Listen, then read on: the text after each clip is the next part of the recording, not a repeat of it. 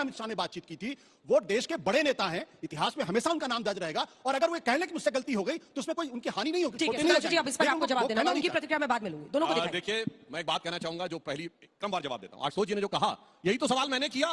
संसद में जितने विपक्ष नेता बैठे थे, अभी जाके देख लीजिए अमित शाह जी के वीडियो की क्लिप, कोई चू बोलता नजर नहीं आ रहा है।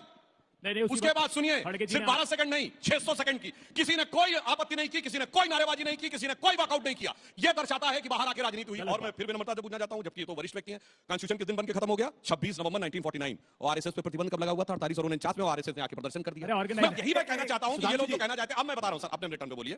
अब मैं बताना चाहता हूं हमने क्या किया। बाबा साहब अंबेडकर को तो इन्होंने भारत रत्न नहीं दिया, अलग बात है।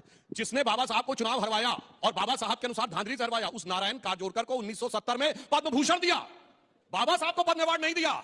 इसीलिए जब ये कहते हैं हकीकत उभर के आएगी, तो मैं बताता हूं हमने क्या किया। बाबा साहब की जन्मभूमि को इन्होंने स्मारक नहीं बनाया। वो 1990 में जब मध्य प्रदेश में हमारी सरकार आई, सुंदरलाल पटवा जी की सरकार, तो उनके जन्म स्थान महू को स्मारक बनाया गया। अब नागपुर की जो चैत्य भूमि थी, दीक्षा भूमि, उसको स्मारक कब बनाया गया? जब 1996 में हमारी और शिवसेना की गठबंधन सरकार आई। अलीपुर रोड का बंगला, जहां उन्होंने अंतिम सांस ली, दिल्ली में अटल बिहारी वाजपेयी जी की सरकार आई, तब 2003 में उसका अधिग्रहण हुआ। जब मोदी जी की सरकार आई तो मुंबई नहीं, लंदन में जाकर जहां पर उन्होंने शिक्षा ली थी, उस मकान को भी लेकर हमने उसको स्मारक बनाया, पंच तीर्थ बनाए।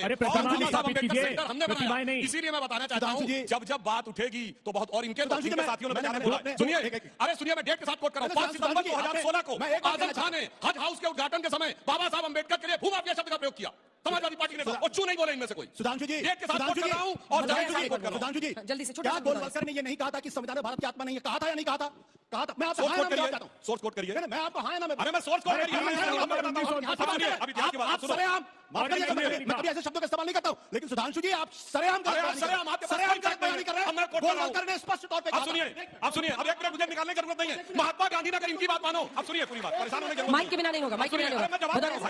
अरे मोबाइल देखने की मुझे जरूरत नहीं है। आप सुनिए, अगर ये कह रहे हैं तो देखिए, 6 अगस्त 1947 को महात्मा गांधी ने कहा कि मैं इस तिरंगे झंडे को सब नहीं झुकाऊंगा, संपूर्ण गांधीवाद में खंड निवासी। बोलो भाई, गांधी सही बोल रहे थे, गलत बोल रहे थे? बोलो। एक नहीं। और सुनिए, और अम्बेडकर का बताता हूं, सुनिए, अब सुनिए, 16 जनवरी 1952 को एडना माउंटबेटन को लेटर लिखते हैं जवाहरलाल नेहरू लखनऊ से। और आपने बोल दिया, मुझे बोलने का मौका है। और सुनिए भाई, परेशान ना होइए, परेशान ना होइए। अरे भाई,